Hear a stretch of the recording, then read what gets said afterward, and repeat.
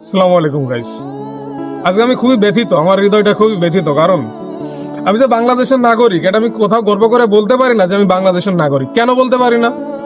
এতে কিছু কারণ থাকা দরকার অবশ্যই। তো আমি যদি এইদিকে তাকাই, এদিকে দেখা যাচ্ছে একটা মার্ডার হয়ে গেছে।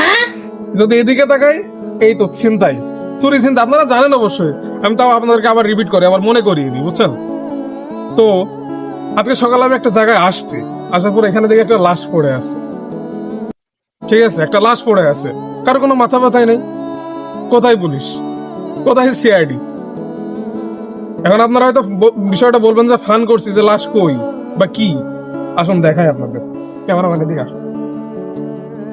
What is this, what is this? এই সোনার বাংলায় কি তার থাকার অধিকার নেই?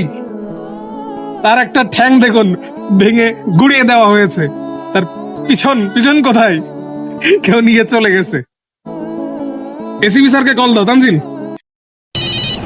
हेलो एसीपी प्रद्युमन ये आप कौन, कहाँ लगाया फोन? आपका क्या नाम है, हमसे क्या काम है? आपके पास नंबर क्या है? बक रहे हो मादर हेलो चोद?